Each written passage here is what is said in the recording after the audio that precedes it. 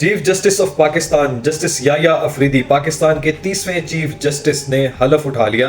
अपना ये हलफ उन्होंने आसिफ अली जरदारी ने उनसे ये हलफ लिया।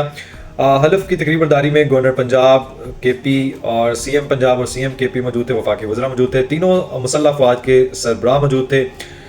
याया अफरीदी साहब के लिए सबसे पहले मुबारकबाद, और उनके लिए सबसे बड़ा जो चैलेंज है जो काजी फायज ईसा साहब को रहा, और काजी फायज ईसा साहब भी इसका निशाना बनते रहे, क्योंकि यहाँ पे सबसे बड़ा मसला जो है वो रूल ऑफ लॉ और लॉ पे जो है वो अमल दरामद करवाना है, इन्फोर्समेंट है, और उस पर सबसे बड़ा मसला वो है डिसइंफॉर्मेशन, मिसइंफॉर्मेशन। उसकी आज आपको लाइव एग्जांपल देता हूँ।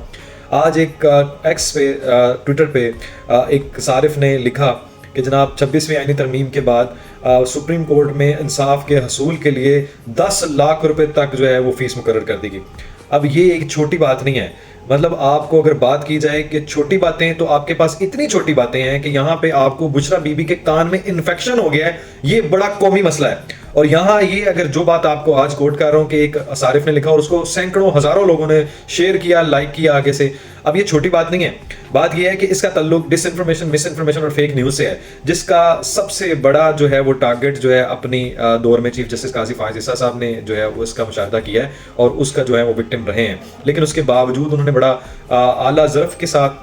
बड़ा अपने आप को, अपने वकार को बुलंद रखते हुए और अपनी प्रेस्टीज को, स्टीम को बरकरार रखते हुए किसी कार्रवाई का जो है वो उन्होंने अंदिया नहीं दिया और किसी को हुक्म नहीं जारी किया। लेकिन जस्टिस याया अफरीदी के लिए जो बड़ा चैलेंज है वो ये है कि इंसाफ के हसूल के लिए फौरी, सस्ता, सहल इंसाफ फराहम करने में ये मददगार साबित हों और अपनी नीचे वाली कोर्ट तक ये सारा पैगाम और उसकी अमल दरामदी करवाएं। दूसरी बात जो सबसे इंपॉर्टेंट मैंने आपको डिस्कस किया है वो ये है कि जैसे इस सारिफ ने गलत बयानी की है और डिसइंफॉर्मेशन, मिसइंफॉर्मेशन फैलाई है, फेक न्यूज़ फैलाई है, हालांकि 26वीं आईनी तरमीम में इसका ताल्लुक वो जो 10 लाख रुपए का जिक्र है वो ये नहीं है। 10 लाख रुपए का जिक्र ये है कि सुप्रीम कोर्ट में 10 लाख रुपए से कम के मामलात की जो सुनवाई है या उसकी जो पिटीशन है वो दायर नहीं हो सकती, उससे कम को सुना नहीं जा सकता। अब इसको उन्होंने कैसे जोड़ा है वो आपके सामने है। तो ये एक सबसे बड़ा चैलेंज भी है कि आप लोगों को अनबाइस्ड और ओपन इंसाफ के लिए फ्राहम करें, आप कोर्ट जो है वो मैसर हो और फौरी इंसाफ और सस्ता इंसाफ मिले उनको। अब चीफ जस्टिस पाकिस्तान जो है याया अफरीदी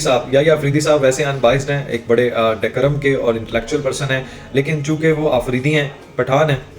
नून लीग साहब के लिए, नून लीग के लिए हमेशा से अपनी अपॉइंटमेंट जो है गले पड़ जाती है, लेकिन हम उनको अभी तक ना अपोजिशन और ना ही हुकूमत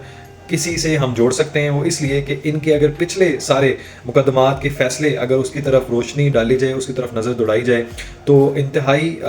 जो है वो कमेंडेबल और इंतहाई इज़्ज़त वाले और इंतहाई कानून पसंद और आइन पे चलते हुए तनकीद भी करते हैं, फैसले भी लिखते हैं और बड़े मुफस्सल लिखते हैं और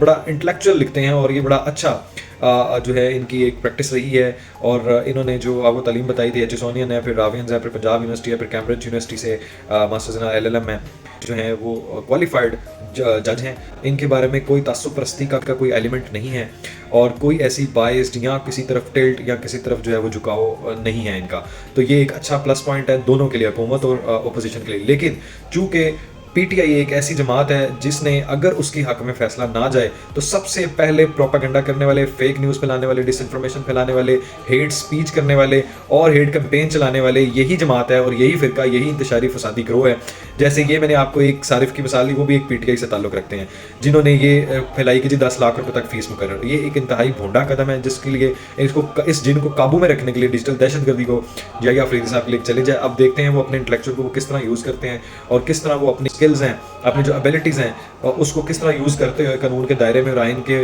इस्तेमाल करते हुए, सही इस्तेमाल करते हुए वो किस तरह इस पे काबू पाते। रूल ऑफ लॉ इंडेक्स में पाकिस्तान 142 नंबर में से 129वें नंबर पे आया है, जिसका दर्जा बंदी हमारे लिए बेहतर हुई है। ये दर्जा बंदी 2015 से 18 तक बेहतरीन रही, जिसमें हमारा नंबर जो है वो 128 तक भी है। और ये नंबर 2019 से, आप समझ तो रहे होंगे 2019 में ऐसी क्या बातें स्टार्ट हो गई थी और किस तरह मामला चलने लग गए थे कि ये सारी जो है वो प्रैक्टिस से हमारा रूल ऑफ लॉ इंडेक्स में जो है वो हम 140वें नंबर पे पहुंच गए, 139वें नंबर पे पहुंच गए। लेकिन आज एक बेहतरी ये है कि आज हम 129वें नंबर पे आए हैं और फौजदारी जो इंसाफ में 98वें नंबर पे हैं और ओपन में हम 108वें नंबर पे हैं।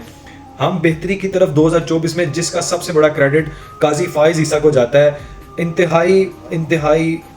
ڈس انفارمیشن کی کمپین میں، ہیٹ کمپین کے باوجود، پی ٹی آئی کی انتشاری فسادی ٹولہ کے باوجود 2024 میں آج کی تاریخ میں پاکستان کی درجہ بندی بہتر ہوئی ہے، جبکہ یہی 2023 تک سے مراد جسٹس عمر عطا بندیال تک یہ معاملات بہت گمبھیر تھے اور ہمارا نمبر جو ہے وہ بدتر سے بدترین ہو رہا تھا۔ اسرائیل نے ایران پہ حملہ کیا ہے اور کافی نقصان پہنچایا اور اس میں ان کے بہت سے فوجی جو ہیں وہ شہید ہوئے ہیں۔ اب ایران کی طرف سے جو ہے وہ اپنی ایک پالیسی کو وضع کیا جا رہا ہے اور اس کے اوپر وہ یہ سوچ رہے ہیں کہ اب ان کا جو پلاننگ ہے پر پورا مشاورت کے بعد ایران کا جو حملہ ہوگا وہ اتنا سخت ہوگا رد عمل کہ اسرائیل کی بہت سی جو امپورٹنٹ تنصیبات ہیں اور جو جس طرح انہوں نے ایک ٹارگٹ پلان بنایا تھا کہ ان کے حکومتی وانوں میں جو ہے وہ حملہ آور ہوں گے اور ان کے فوجی تنصیبات اور تیل کی تنصیبات پہ حملہ کریں گے، اسی طرح ایران نے اب اس بات کا جو ہے وہ ذرائع کے مطابق اسرائیل کو منہ توڑ جواب دینا ہے اور یہ جو ریئیکشن ہوگا وہ شدید ترین ہوگا، جس کا خمیازہ یہ اب بھگتے گا اور اسرائیل جو ہے وہ اب ان ایکسپیکٹڈ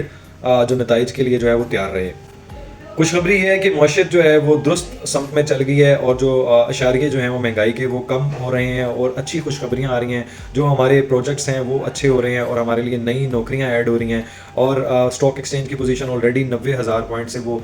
پاکستان جو ہے وہ تیسرے نمبر پہ دنیا کی سب سے بہترین اسٹاک ایکسچینج جو ہے وہ اس ویک میں آ چکی ہے۔ اب یہ جو ساری چیزیں ہیں یہ اس میں کریڈٹ جو ہے وہ گورنمنٹ کو جا رہا ہے، جس طرح انہوں نے چیلنجز کو فیس کیا خان صاحب کی گورنمنٹ کے بعد، جو انہوں نے جال بچھائے، سرنگیں برودی بچھائی تھیں، اس کے باوجود ان 16 ماہ کی گورنمنٹ کو اپنی جو قربانیاں انہوں نے دی، سیاسی قربانیاں دی، اس کے بعد اب جب آج کی تاریخ میں ہم کافی چیزوں میں درستگی کی طرف جا رہے ہیں اور انشاءاللہ تعالیٰ پاکستان جو ہے وہ